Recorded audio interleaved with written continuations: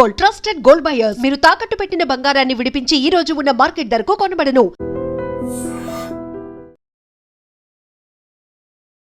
Breaking న్యూస్కి సంబంధించినటువంటి వార్త చూస్తున్నాం. విమాన ప్రమాదంలో మహారాష్ట్ర డిప్యూటీ సీఎం అజిత్ పవార్ ఈరోజు ఉదయం మరణించారు.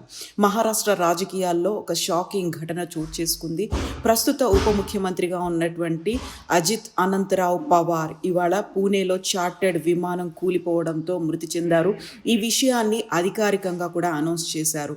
మహారాష్ట్ర ఉప ముఖ్యమంత్రి అనంతరావు పవార్ పూణేలో చార్టెడ్ విమానం కూలిపోవడంతో దుర్మరణం చెందారు.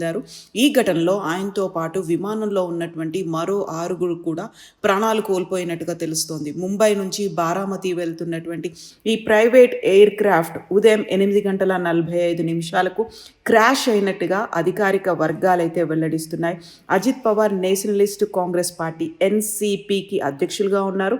మహారాష్ట్రలో అత్యధిక కాలం ఉప ముఖ్యమంత్రిగా పనిచేసినటువంటి నాయకుడు అజిత్ పవారే.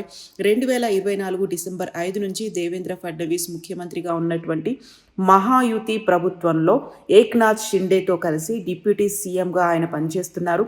ప్రమాద వార్త తెలిసిన వెంటనే ఘటనా స్థలానికి రక్షణ సిబ్బంది, పోలీసులు, ఫైర్ సర్వీసెస్ బృందాలు చేరుకున్నాయి. మహారాష్ట్ర డిప్యూటీ సీఎం పవార్ విమాన ప్రమాదంలో చనిపోయారన్న వార్త తెలిసిన వెంటనే ముఖ్యమంత్రి దేవేంద్ర ఫడ్నవీస్, మరో ఉప ముఖ్యమంత్రి ఏక్నాథ్ షిండే, ఇతర నాయకులు, మంత్రివర్గం దిగ్భ్రాంతి వ్యక్తం చేశారు. ప్రభుత్వం, ప్రతిపక్షాలు ఈ దుర్ఘటనపై ఆవేదనను, దిగ్భ్రాంతిని వ్యక్తం చేస్తున్నాయి. ప్రజలు పెద్ద ఎత్తున ఘటనా స్థలానికి చేరుకున్నారు. బారామతి నియోజకవర్గం నుంచి బలమైన బేస్ ఉన్నటువంటి అజిత్ పవార్ శరద్ పవార్కి అన్నయ్య కుమారుడు.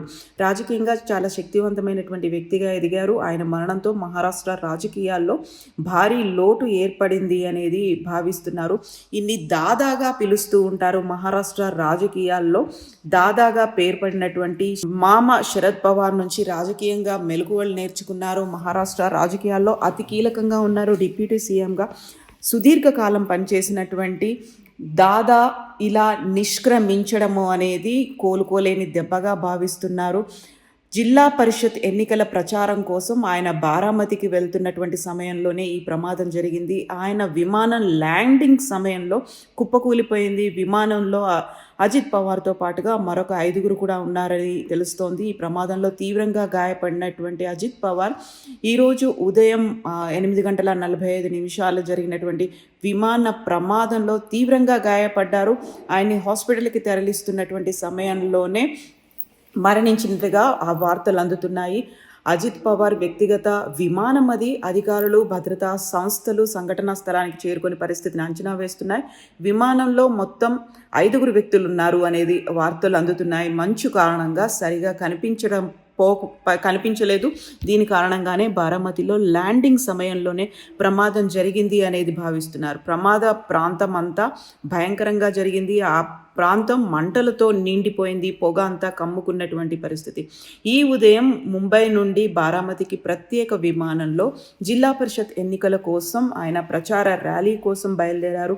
బారామతిలో ఈరోజు ఆయనకు షెడ్యూల్ ఉంది. ఈ నేపథ్యంలోనే ఉదయమే బయలుదేరారు.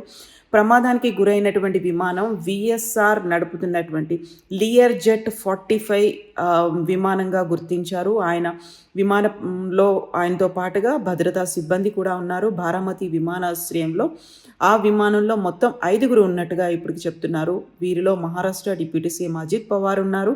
మరో 2 ప్రయాణికుల్లో ఆయన పర్సనల్ సెక్యూరిటీ ఆఫీసర్తో పాటుగా ఒక అటెండెంట్, 2 సిబ్బంది కూడా ఉన్నట్టుగా ఇప్పటికీ ప్రాథమిక సమాచారాన్ని బట్టి అందుతోంది. విమాన ప్రమాదం నుంచి ఎవరు బయట పడలేదు అనేటువంటి అధికారిక వార్త కూడా అందుతోంది. సో అజిత్ పవార్ తన మామ అయినటువంటి శరద్ పవార్ ఆధ్వర్యంలో రాజకీయాలను నేర్చుకున్నారు. 4 దశాబ్దాలకు పైగా మహారాష్ట్ర రాజకీయాల్లో ప్రముఖ వ్యక్తిగా ఉన్నారు అజిత్ పవార్. ఆయన రాష్ట్రానికి 8వ ఉప ముఖ్యమంత్రిగా పనిచేశారు. వివిధ ప్రభుత్వాల్లో మంత్రిగా కూడా పనిచేశారు. ప్రస్తుతం ఇప్పుడు బీజేపీ, శివసేనతో పాటుగా అజిత్ పవార్ మహాయుతి అనేటువంటి ఏర్పడినటువంటి కూటమిలో ఆయన 2 ఉప ముఖ్యమంత్రుల్లో ఒక ఉప ముఖ్యమంత్రిగా అజిత్ పవార్ ఉన్నారు. తన మద్దతుదారులు దాదా అని ముద్దుగా పిలుచుకునేటువంటి అజిత్ పవార్ 1980 సమయంలో తన మామ శరద్ పవార్ ఆధ్వర్యంలో రాజకీయాల్లోకి ప్రవేశించారు. 1991 నుంచి బారామతి లోక్సభ స్థానాన్ని గెలుచుకున్నారు. అలా తన మొదటి ఎన్నికల్లో విజయాన్ని సాధించారు. తర్వాత కొద్ది కాలానికే తను లోక్సభ స్థానానికి రాజీనామా చేసి శరద్ పవార్కి అవకాశం కల్పించారు. ఆ తర్వాత జరిగినటువంటి ఉప ఎన్నికల్లో శరద్ పవార్ గెలిచారు. అప్పటి ప్రధానమంత్రి పివి నరసింహారావు ఆధ్వర్యంలో రక్షణ శాఖ మంత్రి అయ్యారు. ఆ తర్వాత అదే సంవత్సరం అంటే 1991లో అజిత్ పవార్ తన కుటుంబానికి బలమైన కోట అయినటువంటి బారామతి అసెంబ్లీ స్థానం నుంచి పోటీ చేశారు.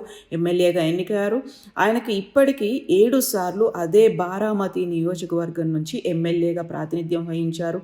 2019లో జరిగినటువంటి అసెంబ్లీ ఎన్నికల్లో 1,65,000 ఓట్ల మెజారిటీతో ఘన విజయం సాధించినటువంటి దాదా ఇప్పుడు దూరమైపోయారు, కనుమరుగైపోయారు. హఠాన్ మరణం అనేసరికి అక్కడ మహారాష్ట్ర రాజకీయాల్లో ఒక కుదుపు అనేది ఏర్పడింది. అజిత్ పవార్ లేని లోటు అనేది. సో దాదా అభిమానులైతే ఇలాంటి ఒక ముఖ్యమంత్రి అజిత్ పవార్ ఇప్పటిదాకా వివిధ శాఖల్లో పనిచేశారు. డిప్యూటీ సీఎం అయినప్పటికీ కూడా ఆయన్ని ముఖ్యమంత్రిగా ఊహించుకున్నారు. అలాంటి ముఖ్యమంత్రి లేరు అనేటువంటి ఒక భావన ప్రజల్లో ఉండాలి, అభిమానుల్లో ఉండాలి అని భావించారు. భవిష్యత్తులో ఆయన ప్రధానమంత్రి అవుతారని కూడా భావించినప్పటికీ డిప్యూటీ సీఎం ప్రయాణిస్తున్నటువంటి విమానం క్రాష్ ల్యాండింగ్ జరగడం, అఘోర విమాన ప్రమాదంలో ఆయన మరణించడము అనేది ఇప్పటికీ తేలుకోలేని విషయంగా ఒక బ్రేకింగ్ న్యూస్గా వాళ్ళు చూస్తున్నారు. అనుకోని ప్రయాణం, తను ప్రాతినిధ్యం వహించినటువంటి ఒక కంచు కోటగా భావిస్తున్నటువంటి బారామతిలోనే ఆయన విమానం ప్రమాదానికి గురి కావడం, ఆ విమాన ప్రమాదంలో ఆయన మరణించడము అనేది ఒక కోలుకోలేని వార్తగా చూస్తున్నారు. సో అఫీషియల్గా అయితే అనౌన్స్ చేశారు డిప్యూటీ సీఎం 5 మరణించారు అనేటువంటి వార్త అఫీషియల్గా అయితే అందుతోంది. నిజంగా ప్రస్తుతం ఉన్నటువంటి సమాజం దేనికి ప్రయారిటీ ఇస్తుంది? ఆర్థిక సంబంధాల చుట్టూ మాత్రమే తిరుగుతుంది. మళ్ళీ ఎన్నికలంగానే చాలా విరక్తి కలుగుతాం. మంచి అనిపిస్తుంది కదా, లేడీస్ కూడా ఛాలెంజింగ్ జాబ్స్ చేసినప్పుడు చాలా బాగుంటది. ట్రాఫిక్ అసిస్టెంట్స్ గా నియమించిన ట్రాన్స్జెండర్స్ అందరితో సాల్యూట్ చేయించుకుంటున్నారు. ఫుడ్ డెలివరీ ఇవ్వటానికి వెళ్ళినటువంటి డెలివరీ బాయ్ అనిల్ పై కళ్ళ ముందు